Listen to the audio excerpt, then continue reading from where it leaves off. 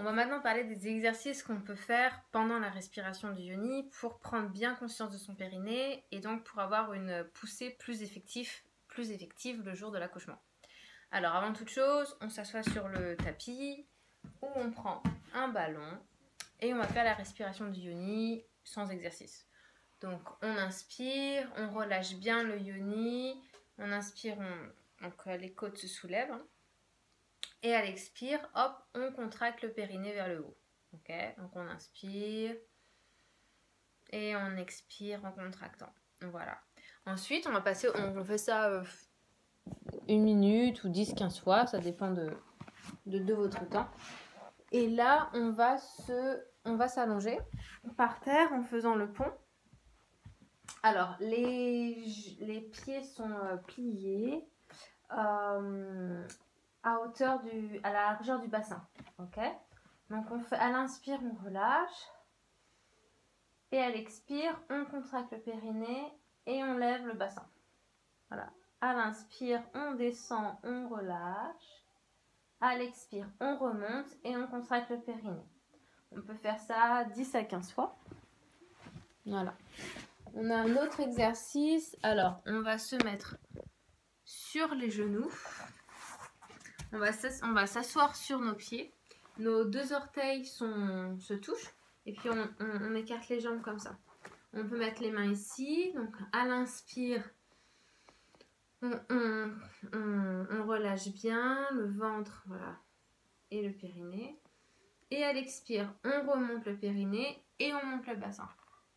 À l'inspire, on descend, on relâche. À l'expire, on contracte et on monte.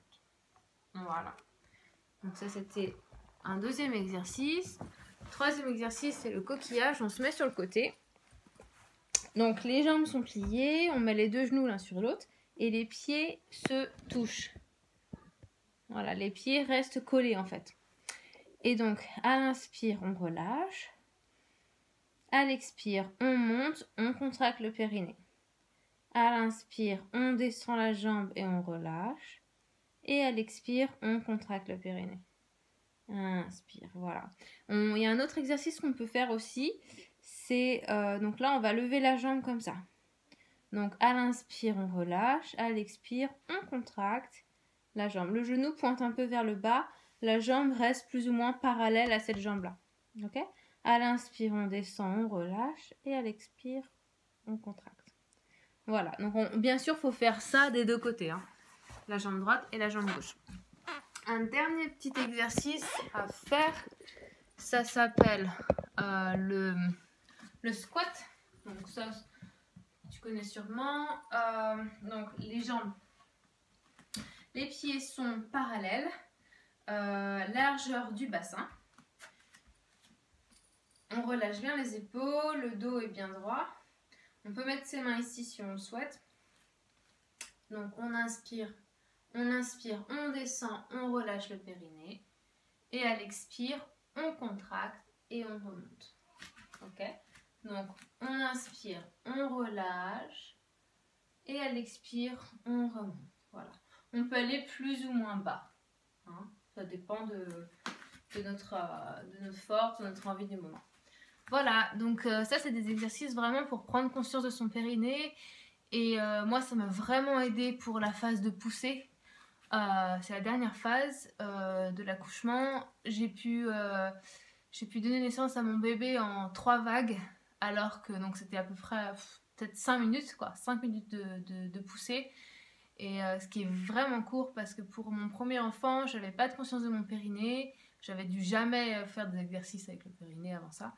Et j'ai dû mettre au moins 1 demi-heure dans cette phase-là. Et cette phase-là, c'est une phase très intense. Donc, et puis en fait, c'est que pour ma fille, quand j'ai accouché de ma fille, la tête faisait yo-yo. En fait, donc j'étais dilatée, bien sûr, entièrement. Et la tête était déjà engagée. Et donc il y avait une poussée, ça poussait. Et en fait, hop, ça remontait.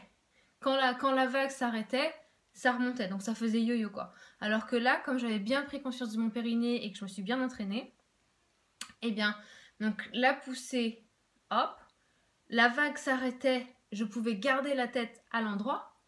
à cet endroit-là. Et ensuite, quand la deuxième vague arrivait, hop, je pouvais... Enfin, je relâchais bien pour laisser pousser le bébé, quoi. Mais voilà, et donc ça m'a vraiment bien aidé. Donc voilà, je t'encourage à faire ça. Salut!